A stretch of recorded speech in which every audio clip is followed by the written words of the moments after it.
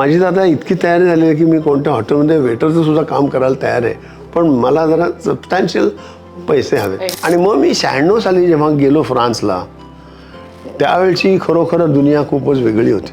आणि मी कसबा पेठेत राहणारा एका साध्या कुटुंबातला मुलगा ताजमध्ये गेलो, बुशर्ट, पायात सँडल वगैरे असा.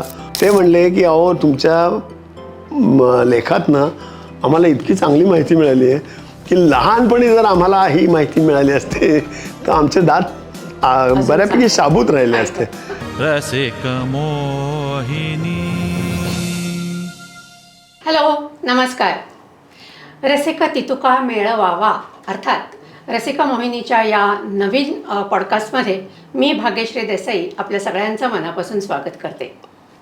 रसिका मोहिनीवरचे हे पॉडकास्ट तुम्ही बघताय, तुम्ही त्याच्यावर कॉमेंट करताय, त्याकरता मनापासून धन्यवाद. एक छोटीशी विनंती आहे, रसिका मोहिनी हा चॅनलसुद्धा सबस्क्राईब करा आणि शेजारचं बेल आयकॉन प्रेस करा, म्हणजे आलेल्या नवीन व्हिडिओचं नोटिफिकेशन त्वरित तुमच्यापर्यंत येईल आणि आम्हालासुद्धा तुमच्यासारखे छान सबस्क्रायबर्स मिळतील. त्याचप्रमाणे आम्हाला फेसबुकला आणि इन्स्टालासुद्धा नक्की फॉलो करा. चला तर मग आजच्या नवीन एपिसोडकडे वळूया. आज आपल्याबरोबरचे गेस्ट आलेले आहेत ते व्यवसायाने डेंटिस्ट आहेत, इम्प्लांट स्पेशलिस्ट आहेत, पण त्याचबरोबर ते एक उत्कृष्ट अभिनेते आहेत, लेखक आहेत, दिग्दर्शक आहेत आणि त्यांचं दंतकथा नावाचं त्यांनी कॉलम सकाळमध्ये लिहित होते, त्यांनी पुस्तकं लिहिलेली आहेत. तर चला आज त्यांच्याशी गप्पा मारूया, भेटूया. डॉक्टर दीपक मांडे. नमस्कार. नमस्कार सर. तुम्ही आज आवर्जून रसिका मोहिनीच्या पॉडकास्टवर आलात, त्याकरता मनापासून धन्यवाद. नाही, आणि मला सुद्धा लेट मी थँक्यू फर्स्ट की तुम्ही मला पॉडकास्टसाठी बोलवलं. खूप खूप धन्यवाद. स्वागत आहे आपलं. आपण गप्पा मारत असताना तुम्ही म्हणत होतात की तुम्ही डेंटिस्ट्रीचं जेव्हा शिक्षण घेत होतात त्यावेळेला तुम्ही ताज हॉटेलमध्ये वेटर म्हणून काम केलं. हो. तर हा काय किस्सा आहे? आता त्याचं असं झालं की मी ज्यावेळेला डेंटिस्ट झालो त्यावेळेला महाराष्ट्रभरात फक्त 3च डेंटल कॉलेजेस होती. एक नागपूरला आणि 2 मुंबईला. आणि पुणे युनिव्हर्सिटीचा विद्यार्थी म्हटल्यावर मला मुंबईतच ॲडमिशन मिळाली. आणि BJ मेडिकलमध्ये 3 मार्क कमी पडले होते, त्यामुळे माझी ती MBBSची ॲडमिशन गेली. आणि मी इकडे GDCमध्ये गव्हर्नमेंट डेंटल कॉलेजमध्ये मेरिटला फर्स्ट होतो. पण ही बाब बाजूला ठेवून देऊ, मी अतिशय लोअर मिडल क्लास फॅमिलीमधला मुलगा आणि मुंबईला जाऊन शिक्षण घ्यायचं हे खरं तर खूप खडतर होतं त्यावेळेला. हॉस्टेलमध्ये राहा आणि त्या शिक्षणाचा खर्च वगैरे.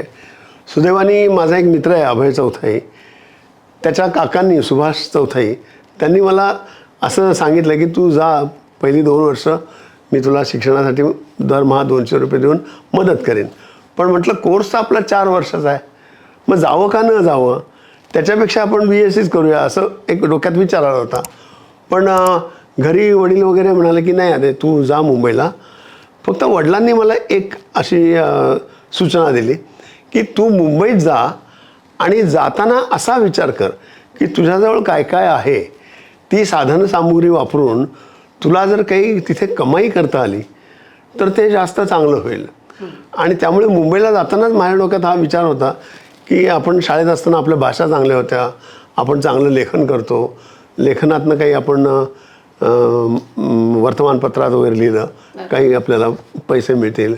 किंवा माझे वडील आकाशवाणी पुणे केंद्रात, मुंबई केंद्रात नाट्य विभागात होते, तर त्यामुळे आकाशवाणीच्या कार्यक्रमातनं जर आपण ऑडिशन टेस्ट वगैरे देऊन पास झालो आणि तिथनं आपल्याला काही. पण तिथे मुंबईत गेल्यावर एक गोष्ट कळली की हे सगळं खूप तुटपुंज आहे. मग आपल्याला जर भरीव असं काही हवं असेल. आणि नेमकं काय झालं की मी महाराष्ट्र टाईम्समध्ये लेखन करत असताना दिनकर गांगल, अशोक कुमार जैन आणि कुमार केतकर असे सगळे मंडळी तिथे होते. आणि एकदा मी माझा एक लेख द्यायला तिथे गेलो होतो. तर त्यावेळेला मला वाटतं तो ऑर्केस्ट्रा विषयावरचा मोठा लेख होता. तो देत असताना गांगल म्हणले चल आम्ही चहा प्यायला चाललो आहे, आपण तिथेच बोलूया. मी म्हटलं अहो मी तुमच्याबरोबर, म्हणजे मी तर त्यावेळेला इतका छोटा होतो की यार, ते म्हणले चल रे आपण तिथेच बोलू. म्हणून ते हॉटेल एम्पायरमध्ये गेले आणि तिथे मी आपला असा उदासवाणा बसलेलो होतो. तर अशोक कुमार जैन माझ्या शेजारी बसले होते. ते म्हणले काय रे यार तू सगळे गप्पा मारतात, 75 सालची गोष्ट आहे. तर म्हटलं काही नाही हो, असं जरा घरी प्रॉब्लेम्स आहेत आणि family is going through a great financial crisis. आणि माझी तर आता इतकी तयारी झाली आहे की मी कोणत्या हॉटेलमध्ये वेटरचं सुद्धा काम करायला तयार आहे, पण मला जरा सबस्टॅन्शियल पैसे हवे. Payment हवं. तर ते म्हणले मग म्हटलं जा ताजमध्ये आणि तिथे आपले अजित केरकर आहेत त्यांना भेट.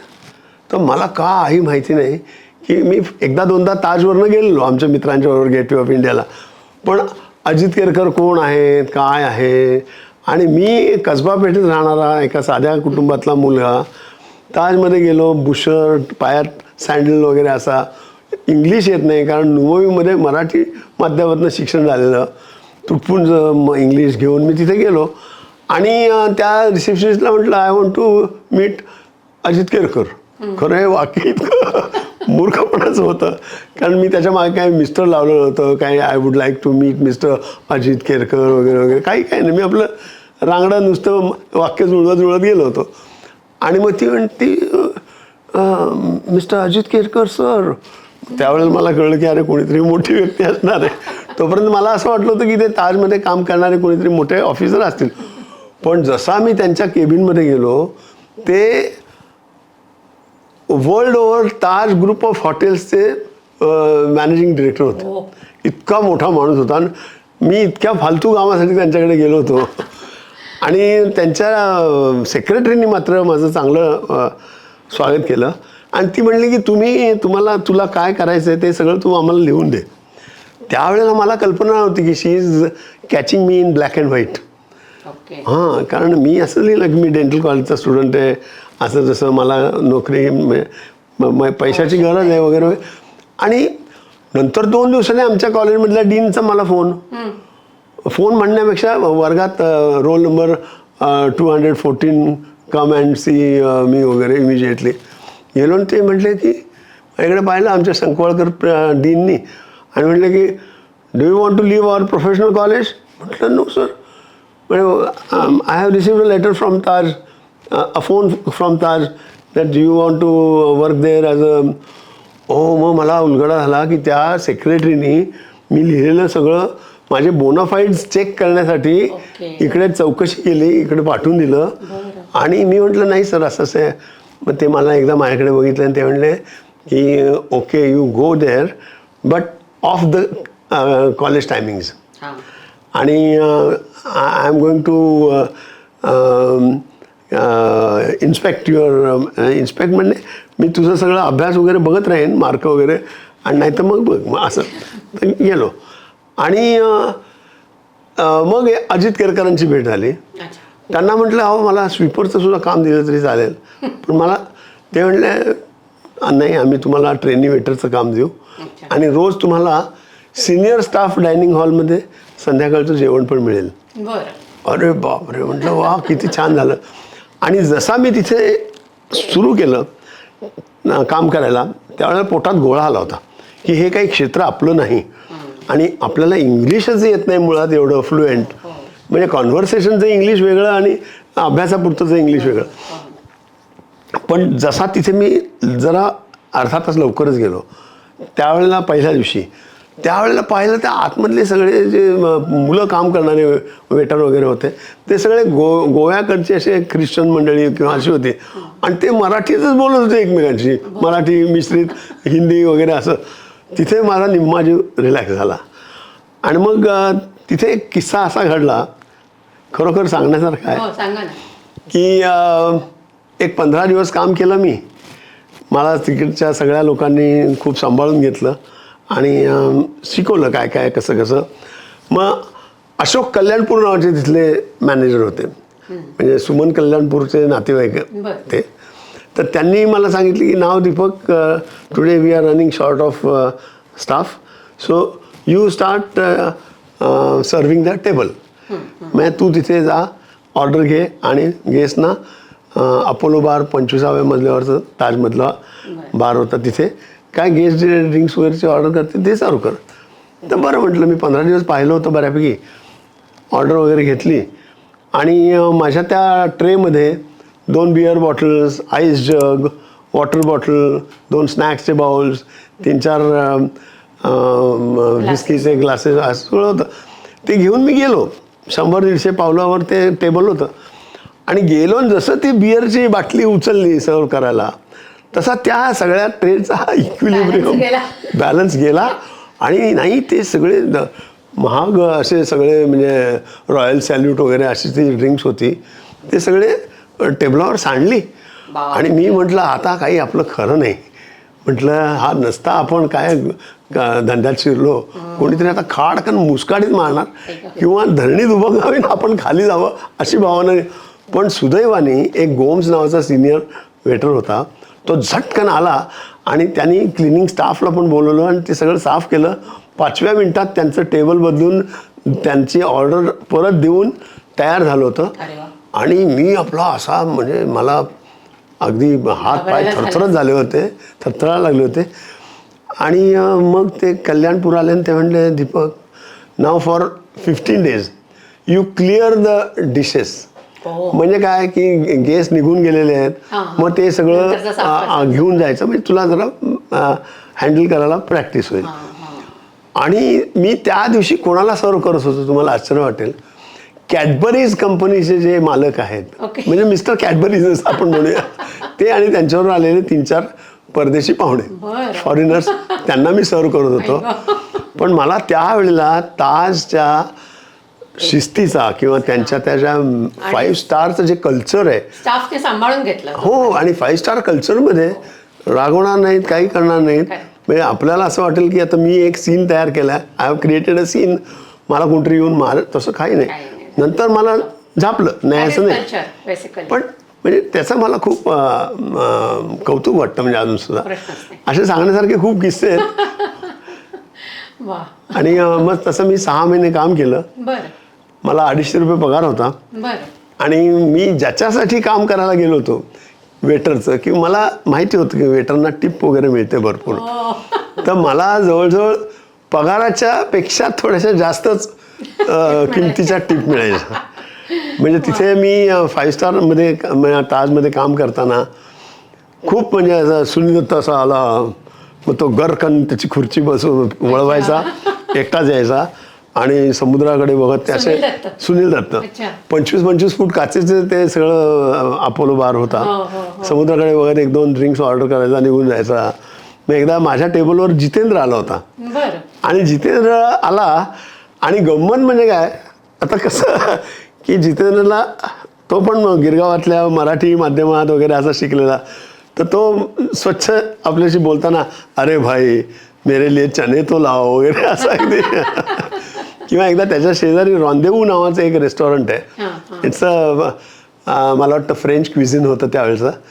आणि तिथे सगळे आमचे आळीपाळीन सगळे वेटर, आमचे सगळे बंधू, अरे तू जाके देख के आया क्या, जाके देख के आ, जा रे 2 मिनट में मैं तेरा टेबल सांभाळता. अमिताभ बच्चन होता त्यात.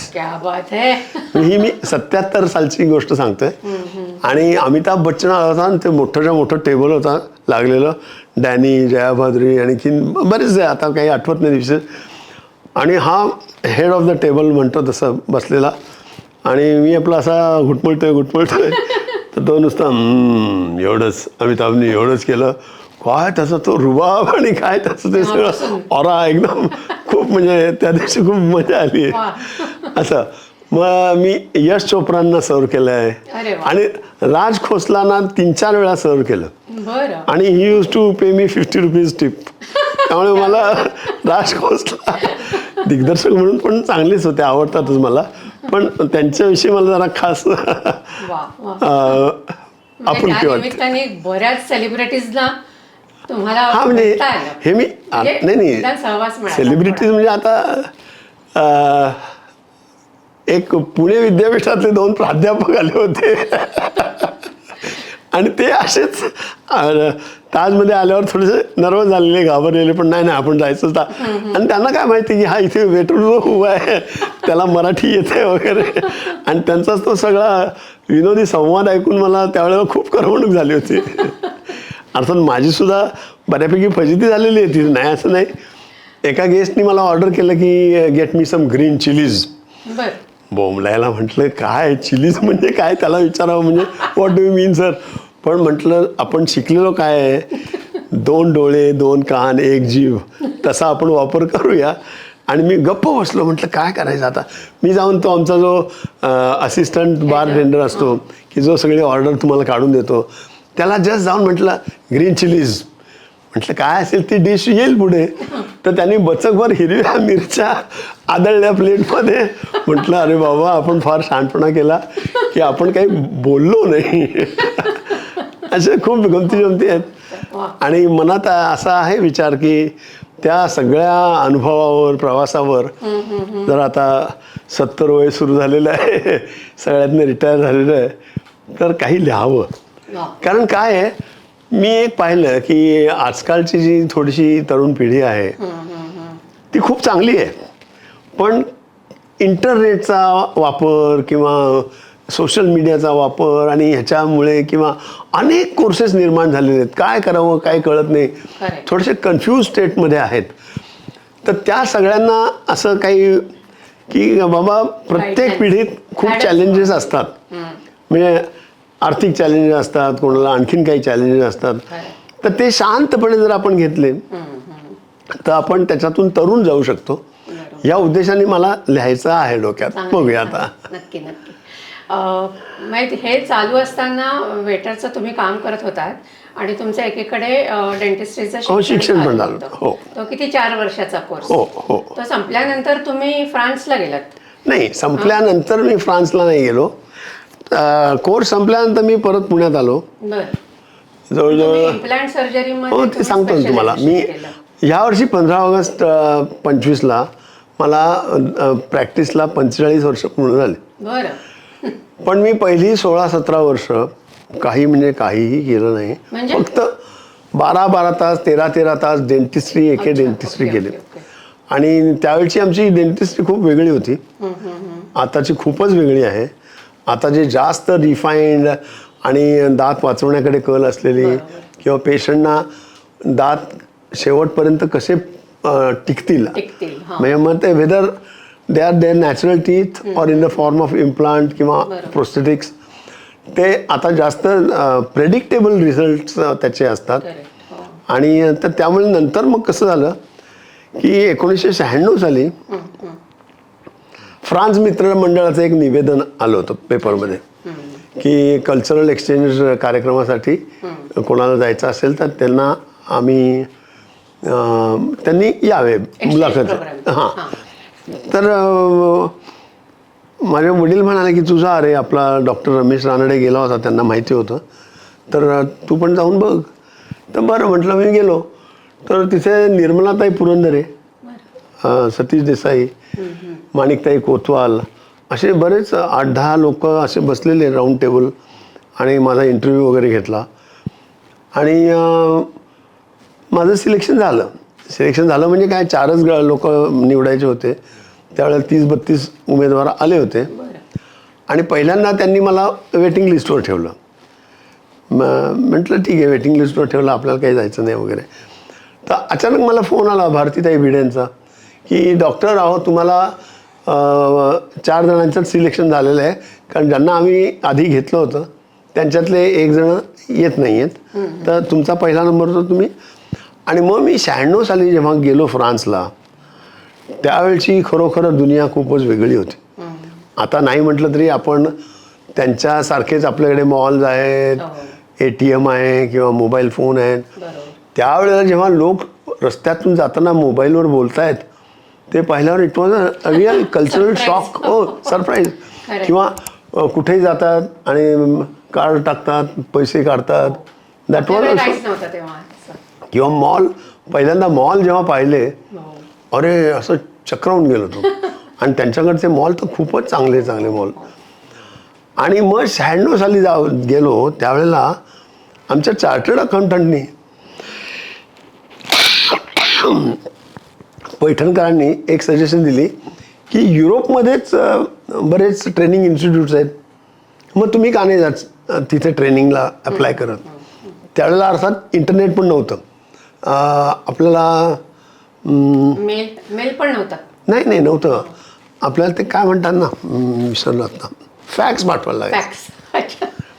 तर मी बऱ्याच संस्थांना फॅक्स पाठवला, ट्रेनिंग इन्स्टिट्यूटना.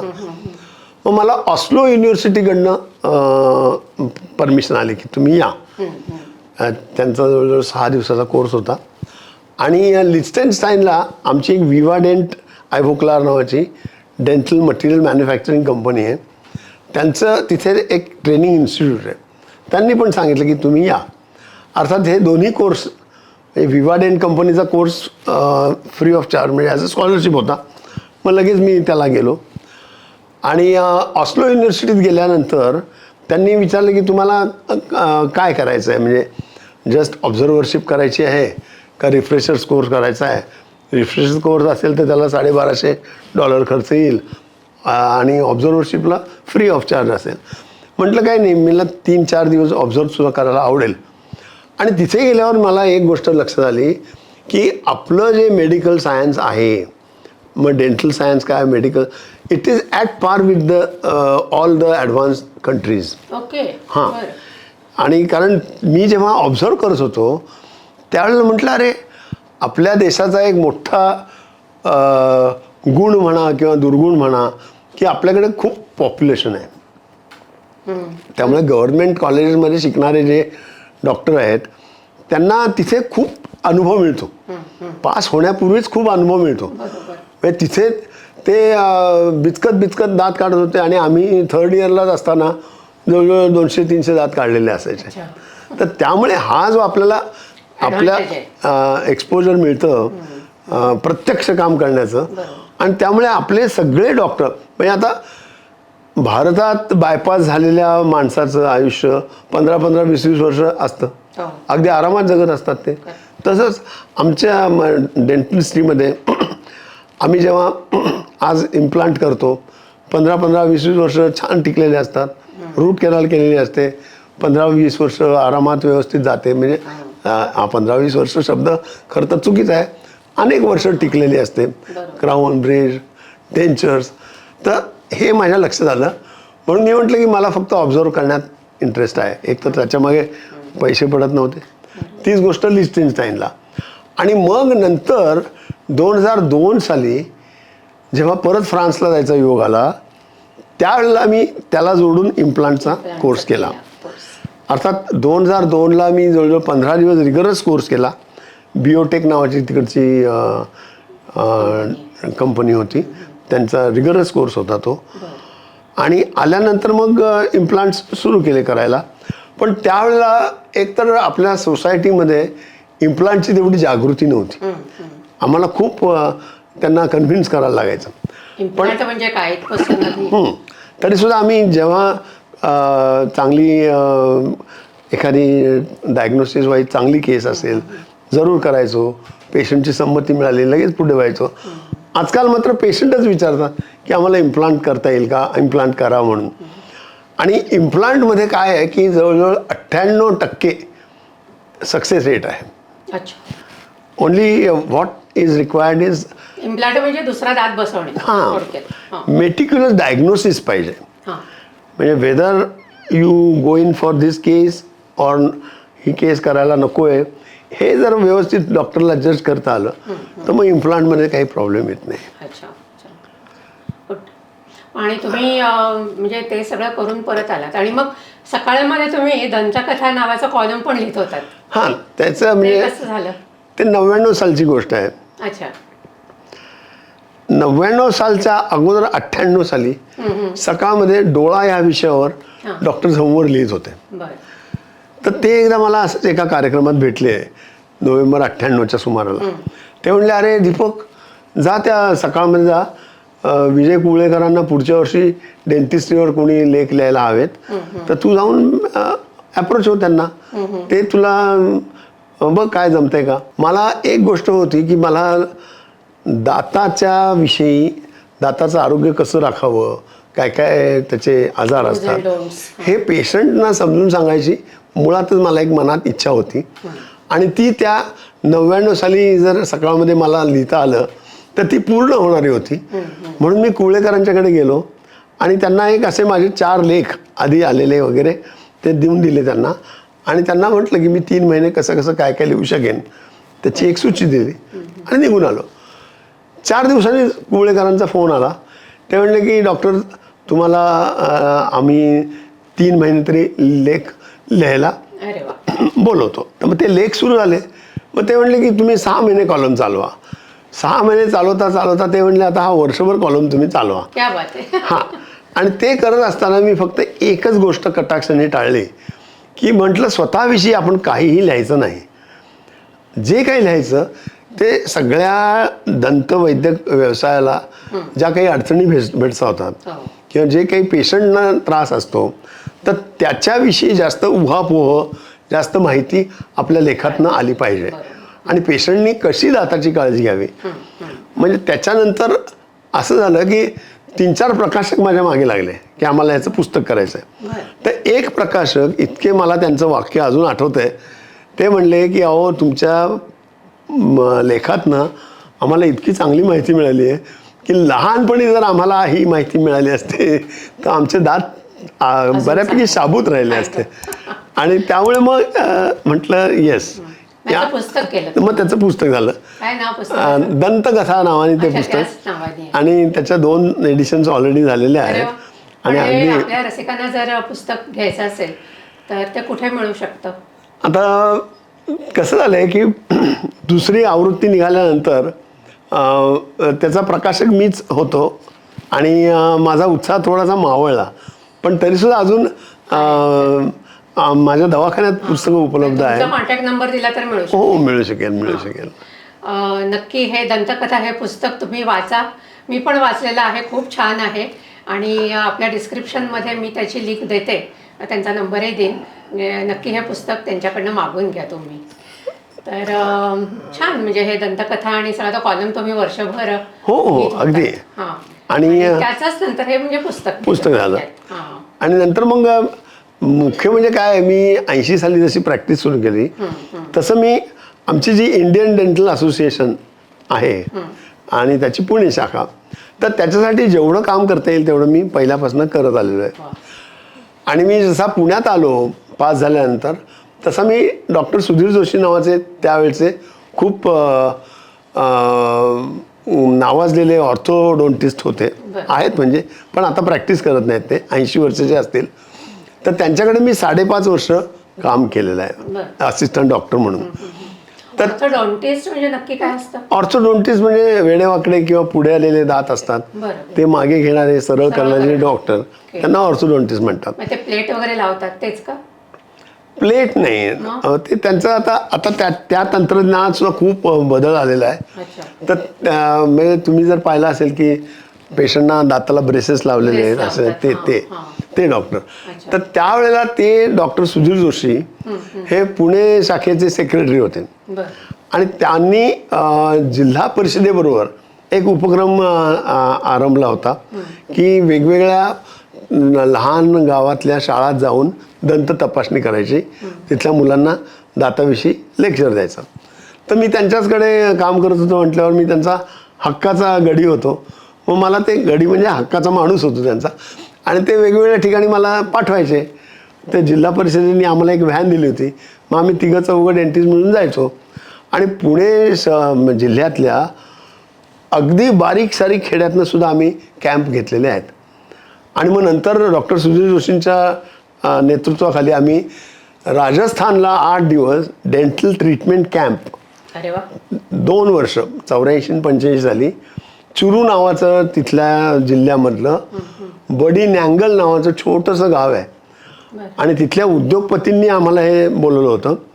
पण आम्ही तिथे अक्षरशः कवळ्यांच्या पासून दात काढण्यापर्यंत दातात चांदी भरण्यापर्यंत सगळे ट्रीटमेंट केलेले आहेत. आणि लोक 30-30 किलोमीटर चालत येऊन इलाज करून घेत होते. म्हणजे आम्ही सगळी मशिनरीज घेऊन गेलो होतो. 8 जणांची आमची टीम होती. मग नंतर किती वर्षांपूर्वी? हे 84 आणि 85 साली. म्हणजे एवढी वर्ष त्याला. हो. त्यावेळेला तर फॅसिलिटीज खेडेगावांमध्ये फारच कमी असते. नाही आणि ते राजस्थान सारखा रिमोट भागात तर खूपच कमी होते. आणि असंच मी आयडियाच्या कामात नेहमी तुम्ही भेटला असाल तेव्हा. हो आणि आमची अख्खी टीम म्हणजे जोशींनी नेले सुधीर जोशींनी नेलेली सगळे अगदी नावाजलेले डेंटिस्ट होते. आणि प्रत्येक विषयातले तज्ज्ञ डॉक्टर त्यांनी नेले होते. आणि मग मी दरवर्षी काम करत होतो IDAचं. 2008 साली मी पुणे शाखेचा अध्यक्ष पण झालेलो आहे. अरे वा. आणि त्यावेळेला आम्ही एक मोठा प्रकल्प असा राबवला होता की शाळेतनं लहान मुलांच्या वाढदिवसाच्या दिवशी हमखास गोळ्या चॉकलेटं वाटली जातात. हो हो हो. आणि आपण तर पाहतो की लहान मुलांचे दात किडलेले असतात बऱ्याच प्रमाणात. तर आम्ही सगळ्या शाळांना पत्र पाठवली होती की कृपया ही पद्धत बंद करा, पालकांना आवाहन करा आणि त्याच्याऐवजी लहान मुलांना उपयुक्त असे शालेय वस्तू असतात. म्हणजे अगदी तुम्ही 100 पानी वही जरी दिली प्रत्येकाला हो. तरी चालण्यासारखं आहे, किंवा कंपास पेटी दिली, किंवा आणखीन काही पेन्सिलींचा सेट दिला, खरंच आहे. कलर पेन्सिल दिल्या. गोळ्या चॉकलेटपेक्षा नक्कीच हां, बरं ते. तर तो एक आम्ही माझ्या अध्यक्षतेखाली एक प्रकल्प राबवला. चांगलं. आणि त्याच वर्षी आमचे काही सायंटिफिक प्रोग्राम्स असतात. मग मी इम्प्लांटवर काही सायंटिफिक प्रोग्राम घेतले होते, एस्थेटिक डेंटिस्ट्रीवर सायंटिफिक प्रोग्राम घेतले होते. आणि मग मात्र मी डेंटल असोसिएशनच्या कामातनं थोडं लक्ष कमी करायला पण लागलो. तुमचा अभिनयाची आवड पण तुम्ही सांगितलेली आहे. हो. म्हणजे मला तेच म्हणायचं आहे की तुम्ही आधी तुमचा डेंटिस्ट म्हणून तुमचा व्यवसाय, मग लेखनाकडे तुम्ही वळलात, दंतकथासारखी लेखमाला, मग पुस्तक, आणि मग अभिनयाची तुमची आवड होती, तर ते तुम्ही अगदी व्यावसायिक नाटकात सुद्धा तुम्ही कामं केली. हो, म्हणजे कसं काय सुरू झालं? आता खरं सांगायचं ती माझी लहान म्हणजे शाळेपासून असलेली आवड होती. आणि वडील आकाशवाणी मुंबई केंद्रात नाट्य विभागात होते. बरं. आणि ते सुद्धा म्हणजे मी 55 ते 58ची गोष्ट सांगतोय, त्यावेळेला ते पु ल देशपांडेंचे इमिजिएट असिस्टंट होते. बरं. त्यामुळे पुलंच्या हाताखाली 3 वर्ष त्यांचं म्हणजे खरोखर नाट्य शिक्षण झालं होतं. म्हणजे वडील सांगायचे नेहमी की तुझं आहे तुझं पाशी नाटक. हो. त्यावेळेला पुलं लिहित होते. आणि अरे राम मला हे सुचले, जरा झटकन लिहून घे रे, हो. असं इतकं त्यांची जवळीक होती. आणि त्यामुळे मग साहजिकच पुण्यात जेव्हा वडिलांची बदली झाली ते नाट्य विभागातच असिस्टंट नाट्य निर्माते होते. आणि म्हणजे त्यांच्याकडे शिकायला ऑडिशन टेस्टसाठी घरी काही उमेदवार यायचे आणि मग वडील सगळ्यांना शिकवत असायचे. आणि मग त्या कसब्या पेठेतल्या छोट्याशा घरात आम्ही इकडे तिकडे वावरताना आमच्या सगळ्या भावंडांच्या कानावर ते पडायचं. आणि माझं त्यामुळे नाट्य शिक्षण तिथे घरातच पणापासून ते संस्कार झाले. आणि मुख्य परत शाळेत आल्यावर नुमोवी शाळेमध्ये एक यशम गोडबोले सर होते, नाट्य शिक्षक, की ज्यांनी पार मोहन आगाशे, मोहन गोखले पासून प्रभाकर वाडेकर, शिरीष आठवले असे अनेक नट मंडळी घडवले. तर त्यांनी 2-3 वेळा मला नाटकात घेतलं होतं. तिथे पण संस्कार नाटकात झाले होते. मग नंतर 74 साली माधव वझेंच्या बरोबर एक महाराष्ट्रीय कलोपासकचा प्रयोग नावाचा उपक्रम होता. म्हणजे दर बुधवारी एक एकांकिका एका टीमनी सादर करायची महिनाभर. तर मी माधव वझेंच्या दिग्दर्शनाखाली मग त्यावेळेला 3-4 प्रयोगच्या एकांकिकातनं काम केलं होतं. आणि मग नंतर पुरुषोत्तम करंडक पुण्यातनं किंवा मुंबईला गेल्यावर शिरीष आठवलेच्या दिग्दर्शनाखाली आमच्या टीमनी, कॉलेजनी, GDCनी अनेक नाटकं केली. त्याच्यात मी असायचो. पण जसं मी म्हटलं त्या प्रॅक्टिसमध्ये आल्यानंतर 80 ते जवळजवळ 99 हे सगळं माझं मी बंद ठेवलं होतं. कारण व्यवसायावर आपण एक तर एस्टॅब्लिश व्हायला पाहिजे. आणि मग 2-3 जागा बदलल्या, मग चांगल्या मोठ्या जागेत आलो 2004 साली लॉ कॉलेज रोडला. तर तो पण सगळं बंद ठेवलं होतं. पण अचानक माधव वझे सर मला एक फिल्म आर्काईव्हमध्ये भेटले सिनेमा बघत असताना. ते म्हटलं अरे दीपक तू काय करतोय सध्या? म्हटलं काही करत नाही आहे. म्हणजे चल ये आम्ही दिवाकरांच्या नाट्यछटांच्यावर एक चरित्र नावाचा दीर्घांक करतोय. आणि त्याच्यासाठी आम्हाला जवळजवळ 20-25 पोरं लागणार आहेत, तर तू ये. बरं म्हटलं, गेलो. आणि मग त्या चरित्राचे 25 प्रयोग झाले. त्याच्यात मी दिवाकरांच्या काय म्हणूया दिवाकरांच्या आत्म्याचं म्हणूया किंवा दिवाकरांच्या मनाचं काम केलं होतं. मग नंतर दुसऱ्या वर्षी त्यांनी तुघलक नाटक बसवायला घेतलं होतं. त्या तुघलकमध्ये पण मी 2 कॅरेक्टर रोल केले होते. तुघलकचे 33 प्रयोग झाले. आणि अक्षरशः तुघलक म्हणजे आम्ही NSD, NCPA, कलकत्त्याचा नांदीकार फेस्टिवल, गोव्याच्या पणजी कला अकादमी किंवा मुंबईमध्ये नेहरू फेस्टिवल, अशा वेगवेगळ्या फेस्टिवलना तुघलक नाटक आम्ही केलेलं.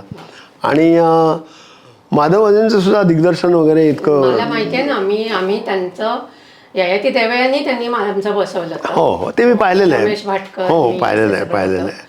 बाप रे, म्हणजे त्यांची ती दिग्दर्शनाची पद्धत इतकी अप्रतिम की विसरूच शकत नाही आपण. एकदा त्यांनी बसवलं की हो. फारच सुंदर. आणि मुख्य म्हणजे मी माझा व्यवसाय सांभाळून जी काही नाटक केलं, एक जवळजवळ 20 नाटकातनं मी कामं केली. बरं. आणि सगळे व्यावसायिक. हो, महाराष्ट्रीय कलोपासक झालं, त्याच्यानंतर महाराष्ट्र कल्चरल सेंटर, शुभांगी दामले, प्रमोद काळे, बरोबर. आणि नाटकघरवाले अतुल पेठे. हो. अतुल पेठेंचे इथे मला खूप सत्यशोधक. सत्यशोधकमध्ये त्यांनी मला बोलवलं. अर्थात त्यांनी बोलवलं म्हणजे मी त्यावेळेला इम्प्लांटचा एक मुंबईत कोर्स करत होतो BARCमध्ये. आणि त्यांचा फोन आला की अरे असं असं आहे तर तुम्ही या. म्हटलं एक तर सर तुम्ही मला कधी पाहिलं नाही आहे, माझं काम पाहिलं. ते म्हटलं तुम्ही या, मी बोलतो तुमच्याशी. आणि आम्ही पहिल्या भेटीतच ते म्हणाले की काय नाही, तुम्ही ज्या कॅरेक्टरसाठी निवडले अगदी योग्य माणूस आहात, करा. पण त्याच्याजवळ 114 प्रयोग झाले. छान. आणि एका वर्षात हो. अतुल पेठेंनी धडाकेबाज प्रयोग लावून ऑल ओव्हर इंडिया, ते सुद्धा मी ते नाटक फारच छान. फारच छान. NSDमध्ये केले, NCPAमध्ये केले, नांदीकार फेस्टिवलमध्ये केलं, असं बेळगावला केले, खूप ठिकाणी केले. आणि मी त्याच्यातल्या 86 प्रयोगात काम केलं. अच्छा, भरपूर कारण केलं मग. काय व्हायला लागलं की फेब्रुवारी 2012 साली मला एकदम लक्षात आलं की अरे 28 दिवसाचा महिना आहे, त्याच्यात 4 रविवार आहेत आणि आपण फक्त म्हणजे 20 दिवस नाटक करतोय आणि दवाखान्यात आपली उपस्थिती फक्त 4 दिवस राहिली. माझं ऍक्च्युली तेच मला विचारायचं होतं की एवढे सगळे प्रयोग, म्हणजे आता ते एका प्रयोगाकरता नुसतं जाणं येणं म्हणलं तरी अगदी हो, आणि अख्खा दिवस. आणि म्हणजे तुमचा व्यवसाय, डेंटिस्ट्रीचा व्यवसाय आणि अभिनय, हा समतोल तुम्ही कसा साधला? हां, तर ते सांगतो ना तुम्हाला की त्यावेळेला माझ्याकडे 1-2 चांगल्या असिस्टंट होत्या. आणि खूपच म्हणजे एक डॉक्टर प्राची आठवले होती, डॉक्टर निखिला घोलप माझी होती. आणि त्या मी गैरहजर असताना अगदी छान काम करायच्या व्यवस्थित. आणि मी एकच धोरण ठेवलं होतं की जसा मी परत येईन इमिजिएटली मी दवाखान्यात जाऊन हजर राहीन. म्हणजे आता एक उदाहरण म्हणून सांगतो की इंदोरहून मी प्रयोग करून आलो, सत्यशोधक नाही, आषाढातील 1 दिवसचा प्रयोग होता. हो, अतुल पेठेंनीच डायरेक्ट केलं होतं. तर इंदूरहून मी आलो, सकाळी 6 वाजता आलो असेल. आणि त्या बसच्या प्रवासात वगैरे झोप झालेली नव्हती, पण तरी मी 10 वाजता दवाखान्यात गेलो. कारण म्हटलं आपण दुपारी आपली झोप मेकअप करू किंवा संध्याकाळी मेकअप करू रात्री. आणि असं मी प्रॅक्टिसचा समतोल राखलेला आहे. आणि मुख्य मी काय केलं की दवाखान्यामध्ये कुठेही नाटकाचं पोस्टर लाव किंवा आलेली कात्रणं लाव, फोटो लाव, असं काही केलं नाही. कारण लोकांना एक निमित्त, अरे हा काय नाही, प्रॅक्टिस नाही, हा नुसती नाटकच करतोय, ते कोणी बोलायला नको. त्यामुळे हां, आणि मी फारसं कोणाला सांगतच नव्हतो. आणि तालमींना जाताना सुद्धा मी काय करायचो, लोकांना कळायला पाहिजे की म्हणजे काय म्हणतात, विविध पैलू असलेले डॉक्टर आहेत आपले. हो बरोबर आहे. पण ते काय आहे की त्यांना ही माझी पॅशन होती, पण ती पेशंटना ते they may take it the other way असं होतं. आणि मी फक्त एकच गोष्ट करायचो, म्हणजे स्विच ऑन आणि स्विच ऑफ टेक्निक. म्हणजे आता आपल्याला नाटकाच्या रिहर्सलला जायचं आहे, मग मी फक्त नाटकाचाच विचार करायचो. नाटकाच्या इथे असताना फक्त नाटकाचाच विचार करायचो. आणि आता एक उदाहरण म्हणून सांगतो, सत्यशोधक नाटकाच्या तालमी दुपारी 2 वाजता असायच्या, 2 ते 5:30-6 पर्यंत. एक श्रमिक नावाचा कामगार कल्याण केंद्र आहे पुणे महानगरपालिकेचं, तिथे तालमी चालायचं. तर मी काय करायचो, 1:30 वाजेपर्यंत दवाखाना करायचा. घरनं पोळ्याचं 2 रोल आणलेले असायचं, डबा आणलेला असायचा. जाताना कारमध्ये तो डबा असा मध्यभागी ठेवायचा आणि एक तुकडा खायचा. बरोबर त्या श्रमिकला जाईपर्यंत माझं जेवण झालेलं असायचं. मग तिथे गेल्यावर फक्त तालीम, आणि येताना तालमीचा थोडासा विचार, दवाखान्यात पाऊल टाकलं की बंद. शटअप. आणि मी आपलं घरी पाठांतर करत बसलोय वगैरे असं कधीच केलं नाही. बरं. घरचा वेळ हा घरच्या लोकांच्यासाठी. मग पाठांतर कधी करायचं? मग ते तिथे गेलेलं तिथे असतानाच गेल्यावरच. लक्षात ठेवायचं सगळं. वा. अशा पद्धतीने त्यामुळे मी ते करू शकलो. हा, म्हणजे बेसिकली आवड जर असली तर आपण कुठल्याही गोष्टी साध्य करू शकतो. हो, अगदी खरी गोष्ट अगदी, आहे. अगदी. आणि मी असं मला काम द्या असं कोणाला सांगायला गेलो नव्हतो. माझं जर काम लोकांना आवडलं असेल, दिग्दर्शकाला, तर तो मला त्यांच्या पुढच्या नाटकात बोलवेल. आपल्या रसिका मोहिनीच्या नाटकात पण तुम्ही काम हा, केलं. ते म्हणजे लेकुरे उदंड झाले. खूप चांगला प्रयोग होत होता तो. पहिलं प्रोडक्शन. खूपच चांगलं प्रोडक्शन होतं ते. सुबोध भावेनी आणि तुम्ही काम केलं तुम्ही होतं. होता. आणि मुख्य म्हणजे बाकीची सुद्धा टीम जी चांगली होती, होती सगळे. इतकी उत्कृष्ट टीम होती. अगदी. बंडा जोगळेकर होता, हो, हो. त्याच्यानंतर खूप जण. उषा घटपांडे. हो, हो, हो. रवी रवी कोण त्यांचं नाव? दोन नवरा बायको होते रवी ते. खरे होते. हा. आणि खूपच चांगली टीम होती ती आणि चांगला प्रयोग होत होता तो. अगदी, अगदी. त्याचा आपण सुद्धा गोव्याला प्रयोग केला होता त्याचा. हो, हो. एक बारामतीला प्रयोग केला होता. Correct, correct. आणि पुण्यात चाळीसगावला केले प्रयोग हो, त्याचे. नाही, मी बारामती तुम्ही आणि काय केले गोव्याला ते? होत हा, होतो. बरोबर. चांगले त्याच्यात प्रयोग. सुधीर मुंगी होता, सुधीर भुंगे होते. Correct. मेढेकर होते, हो हो, रमेश मेहता. रमेश मेढेकर होते. अगदी. तो छान होता अनुभव. खूप चांगला प्रयोग होता. ते सुद्धा असंच झालं की अनंत कान्होनी डायरेक्ट केलं होतं. हो हो. तुमचे मला वाटतं 38 का 40 प्रयोग झाले होते त्याचे. आणि अचानक मला अनंत कान्होनी, तो पण आमच्याच शाळेतला, यशम गोडवलेंचा शिष्य, अरे दीपक, तो आधी धट्टिंगड गुरुजीचं काम करणारा, त्याला आता जमत नाही आहे, तर तू ते काम करावं असं मला वाटतं. मग मी बरं म्हटलं, मग केलं. तर त्याच वेळेला मी महाराष्ट्र म्हणजे कल्चरल सेंटर, त्यांच्याकडे प्रमोद काळेच्या दिग्दर्शनाखाली एक नाटक करत होतो. बरं. तर अचानक शुभांगी दामले आल्या आणि त्या मला म्हणाल्या की डॉक्टरांना घ्या, कारण डॉक्टरांचं पाठांतर चांगलं आहे. वा. अरे म्हटलं ही काय क्रायटेरिया झाली. मग नंतर त्या मला म्हणल्या की आम्हाला पिढीजात नाटकाचे महाराष्ट्र टाइम्स सन्मान पुरस्कार आणि झी गौरव पुरस्कारासाठी 2 प्रयोग करायचे. अच्छा. आत्ता बंडा जोगळेकरला काही जमत नाहीये आणि तुम्ही बंडा सारखेच लुक अलाईक आहे, आहे, आहात. तसंच.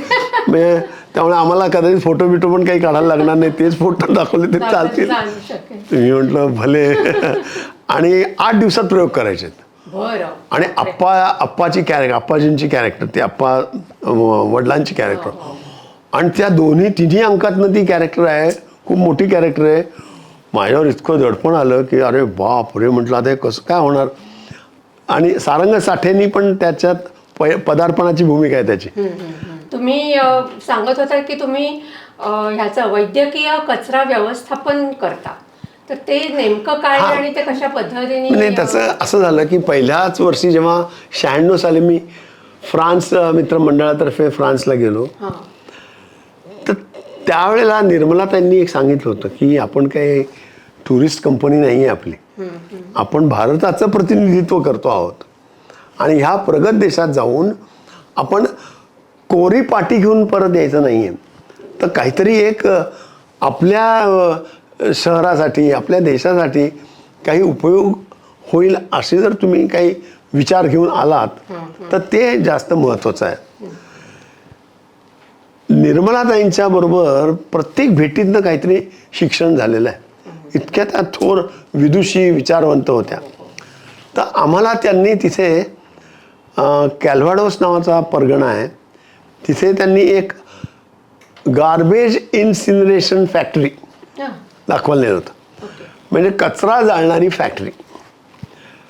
गेल्या असं वाटलं की अरे कचरा जाळणारी फॅक्टरी आहे, घाण वास येणार, काही तसं काही नव्हतं. आणि त्यांनी ते इतक्या सुंदर पद्धतीने केलेलं होतं.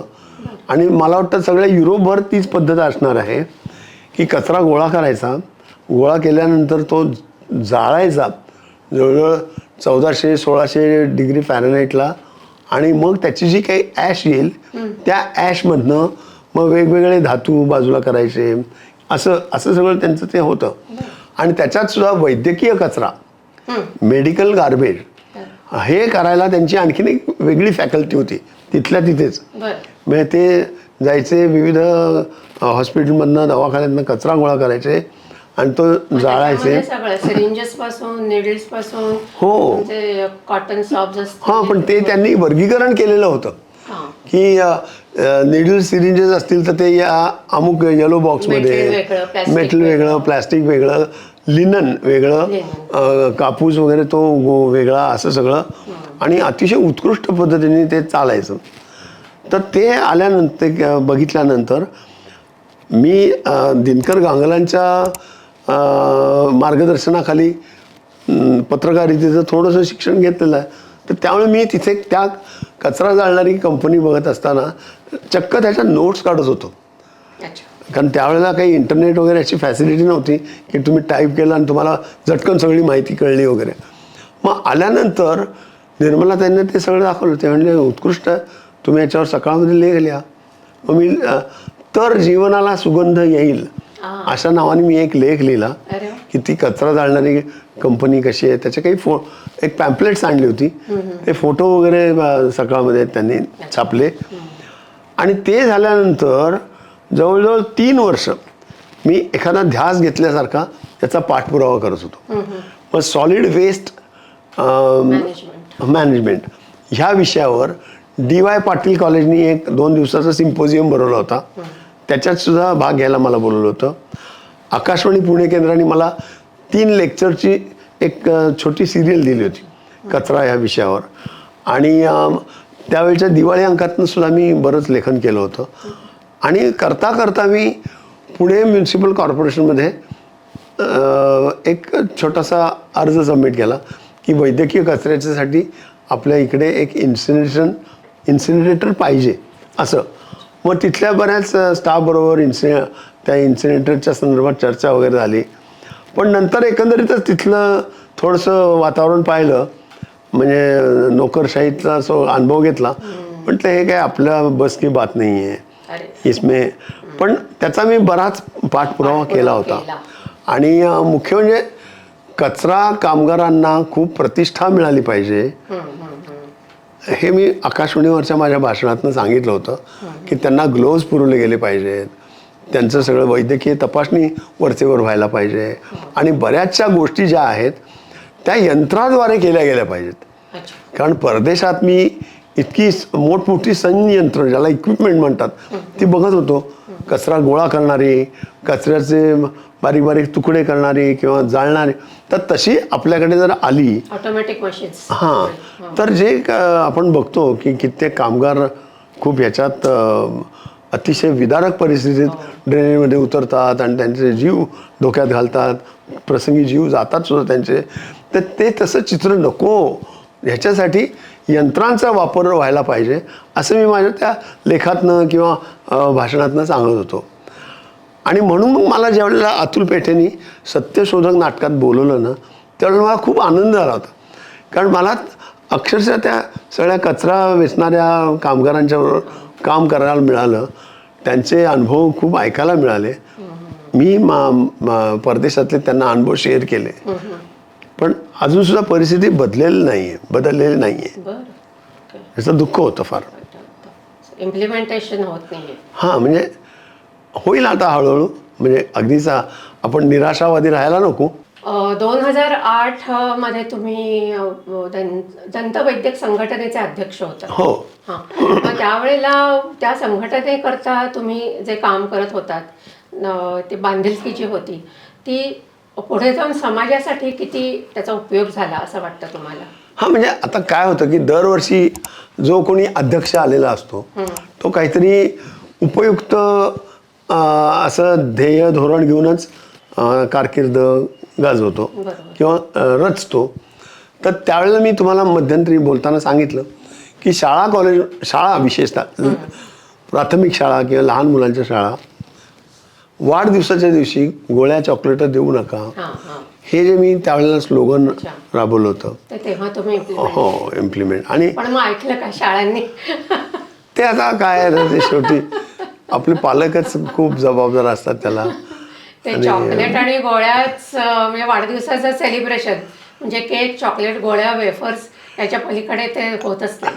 आणि आजकाल तर सगळ्या आपल्या समाजामध्ये नो शुगर हो ना. नो सॉल्ट असं जे आलेलं आहे ते खूप खरं तर म्हणजे मी पण असं ऐकते की खूप ठिकाणी सांगतात की अगदी जन्मतःच मुलांना अनेक घरांमध्ये मध चाटवला जातो किंवा साखरेचं पाणी देतात, तर हे देऊ नका. म्हणजे अगदी लहानपणापासून मुलांना गोडाची चवच लागता कामा नये, कारण ते पुढे जाऊन त्यांच्या तब्येतीला, त्यांच्या दातांकरता एस्पेशली खूप हानिकारक असतं असं म्हणतात. हो म्हणजे तर ते बरोबर आहे का? म्हणजे साखरेचं सुद्धा व्यसन लागतं हो हो. असं आजकाल म्हटलं जातं आणि ते खूप प्रमाणात खरं पण आहे. म्हणजे आपल्याला असं कदाचित आवडणार नाही, पण पण सगळीकडे जगात सगळीकडे खूप गोड पदार्थ असतात. सेलिब्रेशन म्हटलं की गोड. म्हणजे परदेशातनं चॉकलेटचे वेगवेगळे प्रकार असतील. हो, हो. आपल्या भारतात तर चॉकलेटच्या शिवाय इतके गोड पदार्थ आहेत प्रत्येक प्रांतानुसार. 400-500 प्रकारची मिठाई असते. हो हो अगदी अगदी. आणि ते आपलं जे वैविध्य आहे ते खरं. वैविध्य म्हणून ठीक आहे हो, पण शेवटी आणि ते शेवटी तब्येतीला कसं आहे ना आहे ते चांगलं. ते प्रत्येकाच्या वैयक्तिक आवड निवडीनुसार आहे.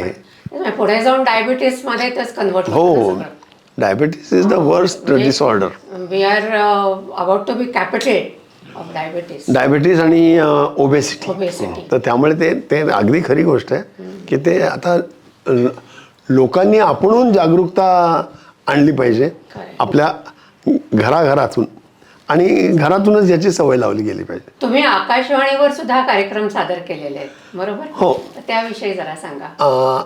आता मी तुम्हाला अगदी सुरुवातीलाच आपल्या गप्पा मारायला सुरुवात केली त्यावेळेला सांगितलं की मुंबईला गेल्यावर कोणत्या कोणत्या विधायक मार्गाने पैसे कमवता येतील हां. हे माझं उद्दिष्ट होतं. तर त्याच्यात आकाशवाणी हा माझा एक चॉईस होता. कारण आकाशवाणी हे भारत सरकारचं माध्यम असल्यामुळे तिथे तुम्ही काही काम केलं तर तुम्हाला नक्कीच छोटं मोठं मानधन मिळतं. तर त्याप्रमाणे मी गेलो आणि मग तिथे रेग्युलर ड्रामा ऑडिशन टेस्ट दिली अच्छा. आणि त्याच्यात मी पास झालो. आणि मग मला असंच एक तरुण मुलाचं काहीतरी रोल होता म्हणून बाळ कुडतरकरांनी बोलवलं आणि तिथे गेल्यावर त्यांनी आपोआपच मांडे आडनाव म्हटल्यावर मग आमच्या शेरॅम मांडीचा कोण तू म्हणजे ते त्यांना भाऊंना असं हाक मारायचे. म्हटलं त्यांचा मी मुलगा. हो मग ते म्हणले अगं नीलम ह्याला म्हणजे प्रभाकर जोशी पण असायचे त्यावेळेला, ह्याला जरा बोलव जा वरचेवर. तर त्यामुळे मग श्रुतिकातनं कामं करत होतो. मग युववाणीमध्ये पण मी बऱ्याचदा कामं केली. आणि सर्वात मुख्य गंमत अशी झाली की पुण्यातले एक प्रोग्रॅम एक्झिक्युटिव्ह त्यावेळेला लहान मुलांचा विभाग म्हणून मुंबईला त्यांची बदली झाली होती. आणि नेमकं त्यांच्या असं घरगुती काही समस्या निर्माण झाली की ते जवळजवळ महिना दीड महिना तिकडे येऊ शकणार नव्हते. मग त्यांना माहिती होतं की मांडेंचा मुलगा म्हणजे श्रीराम मांडेंचा मुलगा मुंबईत आहे. त्यांनी मला कॉन्टॅक्ट केलं. ते म्हणले तू असं करत जाशील का, आमचा जो गंमत जम्मत कार्यक्रम आहे त्याचं मी सगळं शेड्युलिंग करत जाईन, तू त्या त्या टॉकरना बोलवून त्या त्या मुलांना बोलवून त्यांचे कार्यक्रम रेकॉर्ड करत जा आणि सगळे कार्यक्रम एडिट करून नीट माझ्या हातात त्याचं एक स्पूल ठेवत जा. तर मी बरं म्हटलं. आणि मग मी 11 सकाळी 11 ते 1:30 वाजेपर्यंत तो करायचो प्रोग्रॅम. आणि 1:30ला आमचं कॉलेज सुरू जेव्हा व्हायचं दुपारची बॅच त्यावेळेला त्याला जॉईन व्हायचो. 11पर्यंत पहिली 2 लेक्चर करायचो आणि प्रॅक्टिकलचं सेशन जे दुपारी असायचं 2च्या नंतर त्याला जॉईन व्हायचो. आणि आणि गंमत अशी झाली की मी आमचं कॉलेज हे VTला होतं आणि कॉलेज समोरच आम्हाला हॉस्टेल मिळालं होतं. त्यामुळे ह्या सगळ्या गोष्टी करायला मला खूप सोपं गेलं. म्हणजे जो लोकलमध्ये जायचा याचा वेळ असायचा तो माझा नेहमी वाचायचा. आणि मग त्यावेळेला मी त्या गंमत जम्मतसाठी जवळजवळ 1.5-2 महिने आठवड्यातून 4 वेळा जरी जायला लागत असायचं. आणि ते सगळं त्याच्यासाठी काही निवेदन लिहिणे, बोलणे, रेकॉर्डिंग करणे हे सगळं मी. आणि अर्थात मला तिथे बाकीची टीम आकाशवाणीची होती मदतीला. आणि मग नंतर मी आकाशवाणी युववाणीतर्फे डॉक्टर श्रीराम लागूंची 2 भागात मुलाखत घेतली होती. अरे वा. हां, बरं. ते त्या ह्याच्यातलं माझं एक खूप लक्षात राहणार. हां. हो. आणि मग पुण्यात आल्यावर सुद्धा मला दंत वैद्यकीय ह्याच्यावर खूप वेळेला तिथे व्याख्यानं दिलेली आहेत. वा वा, छान छान छान.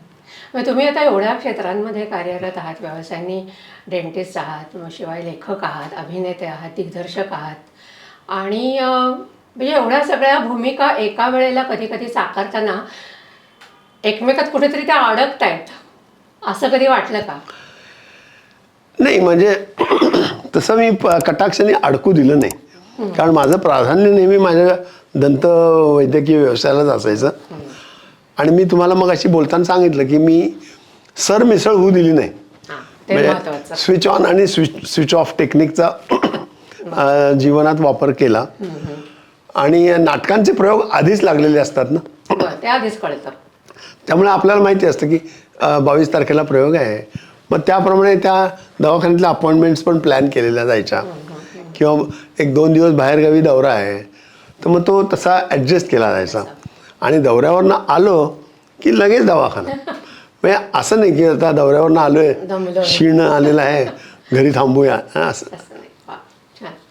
मग तेच ते डेडिकेशन जे असतं पूर्वीच्या डॉक्टर्समधलं, की लॉयल्टी स्वतःच्या कामाप्रती किंवा जे असेल ते, ती फार महत्त्वाची असते. मग त्याच्यावरच मला तेच विचारायचं आहे की पूर्वीचे डॉक्टर्स, तुमची पिढी असलेले, आणि आताचे नवीन डॉक्टर्स यांच्या मानसिकतेमध्ये काही तुम्हाला फरक जाणवतो का? अगदी खरं सांगायचं तर नाही. नाही. कारण काय आहे, वैद्यकीय व्यवसायच असा जबाबदारीचा व्यवसाय आहे की तुम्ही जिवंत पेशंटचं काम करताय. म्हणजे तुम्ही डेंटिस्ट आहात का डोळ्याचे डॉक्टर आहात का सर्जन आहात, तुम्ही एका जिवंत व्यक्तीचं काम करताय. हो. तर त्यामुळे प्रत्येक डॉक्टरला ही जबाबदारी, त्याचं भान, त्याचा सेन्स हा असतोच. आणि ठेवायला पाहिजे. हां, आणि आता शेवटी काय आहे की प्रत्येकाचा थोडाफार दृष्टिकोन इकडे तिकडे होऊ शकतो, पण बाय अँड लार्ज मला जर विचाराल तर सर्व डॉक्टर हे अत्यंत जबाबदारीने काम करणारे असतात. चांगलं आहे. येस, म्हणजे तो दिलास आहे सगळ्या पेशंटना. नाही, अगदी खरी गोष्ट सांगतो तुम्हाला. आणि आजकाल कित्येकदा काय होतं, बऱ्याचशा गोष्टी ह्या डॉक्टर पेशंटच्या संवाद न झाल्यामुळे निर्माण झालेल्या असतात. किंवा आता अजून एक समस्या काय उत्पन्न झालेली आहे नवीन, की इंटरनेटचा वापर इतका करतात लोक, गुगल, आणि गुगलवरनं माहिती मिळवून घेतात. बरं, प्रत्यक्षात त्यांचा आजार हा तसाच असेल असं नाही, हो. कारण वैद्यकीय भाषेत व्यक्तीप्रमाणे केस बदलते ना पुन्हा. एक मेडिकल टर्म्समध्ये एक वाक्य आहे की 2 + 2 = 4 हे गणिती तत्वज्ञान झालं. पण 2 + 2 = 20 सुद्धा होऊ शकेल, 0 सुद्धा होऊ शकेल, काही होऊ शकेल. हे वैद्यकीय तत्वज्ञान आहे. म्हणजे आता जनरली, आता तुम्हाला एक उदाहरण देतो की अपेंडिक्स हे नेहमी उजव्या बाजूला इथे सापडतं, असं 99.99% आहे. पण कित्येकदा ते डाव्या बाजूला पण सापडलेलं आहे. Abdominal cavity is non as a magic box. हां, पण म्हणजे मला सांगायचा मुद्दा असा आहे की लोक आधीच काहीतरी मला झालेलं आहे, डायग्नोसिस माझं असेल, मला अशी ट्रीटमेंट मिळायला पाहिजे असा विचार करून येतात. गुगल करून सगळे. हां, पण प्रत्यक्षात तसं नसतं कित्येकदा. आणि कित्येकदा काय असतं, त्यांना काही 1-2च चॉईस माहिती असतात. आपल्याला आता विशेषतः दाताच्या बाबतीत बोलायचं झालं तर, किंवा मला हे एवढे 2च चॉईस आहेत, कारण त्यांना ती गुगलवरनं माहिती मिळाली असते. पण तसं नसतं. त्यामुळे शेवटी दवाखान्यात डॉक्टर लोक जे सांगतात ते पेशंटनी थोडंसं मान्य करून घ्यायला पाहिजे. म्हणजे तिथे झगडा करून किंवा गैरसमज करून काय उपयोग नाही, असं होतं. म्हणजे खूप डेंटिस्ट निर्माण झाल्याचा हा एक पॉझिटिव्ह गोष्ट आहे की कॉम्पिटिटिव्ह झाली. म्हणजे रेट्स हॅव बिकम कॉम्पिटिटिव्ह, चार्जेसच्या बाबतीत बोलायचं झालं तर. आणि आता एखाद्या शेवटी इम्प्लांट ही ॲडव्हान्स्ड ट्रीटमेंट आहे, हे लक्षात घेतलं पाहिजे. ज्यांना इम्प्लांट परवडत नाहीत त्यांच्यासाठी कवळी हा पर्याय आहे. पण कवळी म्हणजे मलाच माहित नाही इम्प्लांट आणि कवळीमध्ये काय फरक आहे नेमका? इम्प्लांट हा आपल्या खऱ्याखुऱ्या दाताची रिप्लिका म्हणता येईल. म्हणजे तसाच दात प्रतिकृती. बसवायचा दुसरा. तसा दात नाही, आपल्या दाताला मूळ असतं. हां तर इम्प्लांटचा जो स्क्रू असतो तो हाडामध्ये त्याचं रोपण केलं जातं. बरं it acts like a route of the tooth. बरं दाताच्या मुळासारखा तो इम्प्लांटचा स्क्रू आतमध्ये जातो ओके. आणि वर आपण त्याच्यावर दात तयार करतो. म्हणजे आर्टिफिशियल. हां, हां आणि कवळी ही जी असते ती हलणारी असते. हलणारी म्हणजे कवळी आता कधी घट्ट बसत नाही विशेष, कारण ती उरलेल्या हाडावर आपण बसवलेली असते. बरं. व्हाईल इम्प्लांट हा कुठे आत जात नाही, ती वरच्यावर असते थोडक्यात. हां. आणि इम्प्लांट हा आत जात आत गेलेला असतो, fix आहे. तो फिक्स असतो.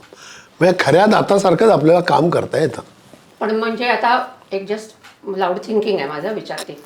कवळी नॉर्मली पूर्ण हे बसवतात नाही का, म्हणजे वरचे सगळे दात किंवा खालचे सगळे दातांची पूर्ण ती कवळी असते, आपण फोटोमध्ये बघतो ते. आणि इम्प्लांट जे असतं ते मग पूर्ण कवळीसारखंच फिक्स करू शकतो आपण. हां, आता कसं आहे की कवळी ही 2 प्रकारची आहे. हां जेव्हा सगळे दात काढले जातात आणि कवळी बसवतो आपण, त्याला कम्प्लीट डेंचर किंवा फुल डेंचर म्हणतो आपण. बरं पण एक दात जरी नसला तरी आंशिक कवळी किंवा पार्सल डेंचरच्या रूपाने आपण बसवू शकतो. बरं. एक दात, अनेक दात पण ते असं कवळी म्हणजे काढती घालते थोडक्यात. काढती घालते असते ती. अच्छा. म्हणजे आता कित्येकदा ज्याला काढते घालतं स्वरूप त्याचं सहन होत नाही, त्याला ती कवळी वापरून काय उपयोग होत नाही. पण इम्प्लांटच्या बाबतीत तसं ना, म्हणजे इम्प्लांट हा पेशंटच्या वापरण्यावर अवलंबूनच नाही आहे. अच्छा. तो डॉक्टरनी एकदा आत गेला की समजलं. डॉक्टरनी एकदा तो बसवला की म्हणजे त्याला इम्प्लांट इज पेशंट फ्रेंडली असं आपण म्हणू शकतो. Okay, okay. आजच्या भाषेत बोलायचं झालं तर की त्याला फक्त जो काही मेंटेनन्स असतो तेवढा मात्र पेशंटनी काळजीपूर्वक करायला काय लागतो. मेंटेनन्स म्हणजे काय असतं? म्हणजे तो ती जागा स्वच्छ ठेवली गेली पाहिजे. इतर दातांसारखा ब्रश करणं. हां, ब्रश करणं, फ्लॉसिंग करणं, किंवा आजकाल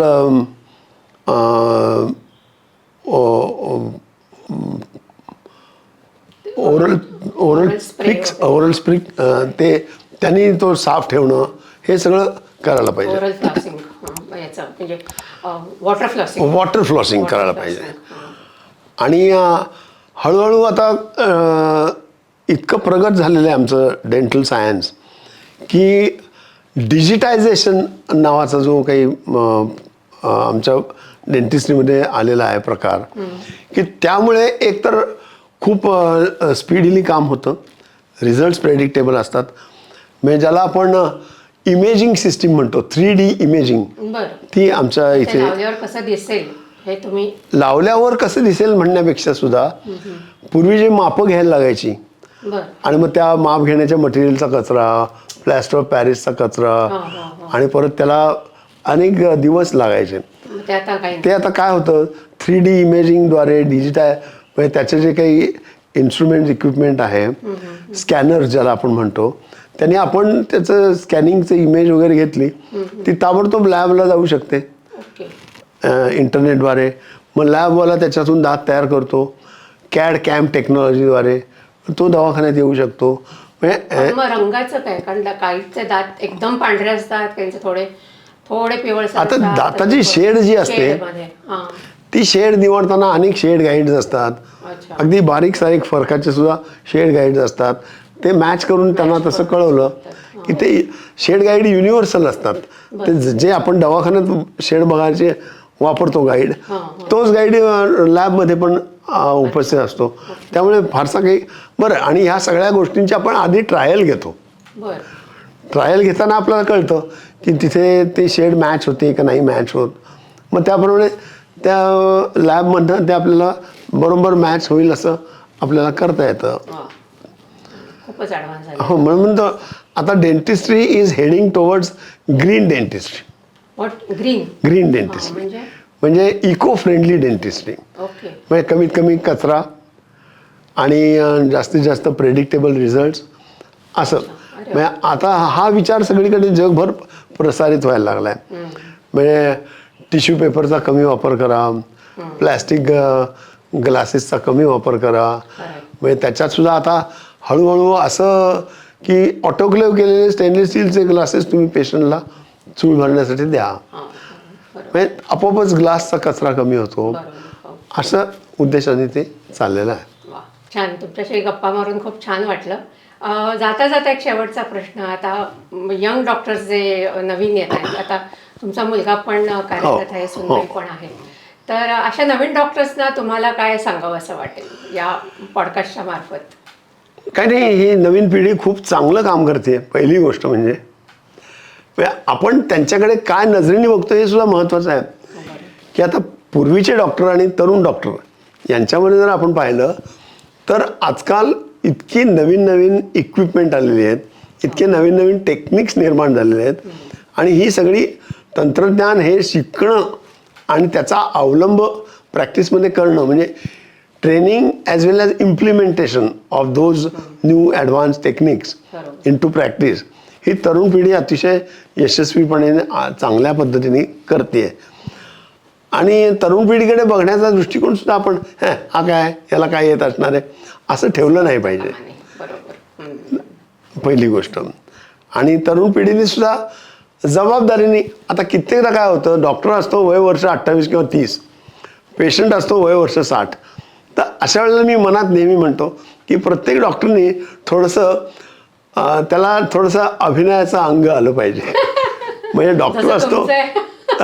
डॉक्टर असतो वयाने लहान, त्याला बोलायचं असतं 60 वर्षाच्या किंवा 55 वर्षाच्या माणसाशी, तर त्यांनी त्याच्यापेक्षा वयाने मोठं होऊन जर त्याच्याशी बोललं म्हणजे छान सांगितलं ते. हां, म्हणजे डॉक्टरनी त्यावेळेला थोडंसं वडीलधाऱ्या भूमिकेत जाऊन, म्हणजे मग ते लॅक ऑफ कम्युनिकेशननी अनेक घोटाळे निर्माण होतात. एका लेवलला येऊन बोलणं गरजेचं हो आहे. हो. आणि चार्जेसच्या बाबतीत सुद्धा खूप वादविवाद होतात. तर हे इतके चार्जेस का, हे तुम्हाला पेशंटला समजून देता आलं पाहिजे की बाबा हे तंत्रज्ञानच असं आहे. आता लॅप्रोस्कोपीनी एखादं काम करायचं असेल तर ते लॅप्रोस्कोपिक ती दुर्बीण आणि यांचा आणि त्याचा खर्च असतो. असं खूप हे झालेलं आहे. खूप छान, खूप छान. इतकी तुम्ही छान माहिती मिळाली, तुमच्याबद्दलही खूप छान छान गोष्टी आम्हाला कळल्या, आणि तुम्ही इतका वेळ दिलात आमच्याकरता, आणि त्याकरता खूप खूप खूप खूप धन्यवाद. एकतर रसिका मोहिनीच्या पॉडकास्टवर जे गेस्ट येतात तर त्यांच्याकरता जागृती एंटरप्राइजेस म्हणून एक गिफ्ट शॉप आहे, तर ते गिफ्ट देतात, ते मी तुमच्याकरता देते. धन्यवाद. येस, आणि खूप छान वाटलं तुमच्याशी गप्पा मारून. तुमच्या सगळे पुढचे जे काही उपक्रम आहेत त्याकरता रसिका मोहिनीकडून खूप खूप शुभेच्छा. आणि मला सुद्धा तुम्ही बोलवलं तर त्याच्यासाठी तुम्हा सर्वांचे मनपूर्वक आभार. धन्यवाद. तर रसिका हो, आत्ता डॉक्टर दीपक मांडे सर यांच्याबरोबर आपण छान गप्पा मारलेल्या आहेत, आणि मला खात्री आहे तुम्हाला हा एपिसोड नक्की आवडला आहे. तर तुम्ही लाईक करा, कॉमेंट करा, आणि पुढच्या एपिसोडपर्यंत मस्त रहा, मजेत रहा, आनंदात रहा. धन्यवाद. रसिक मोहिनी.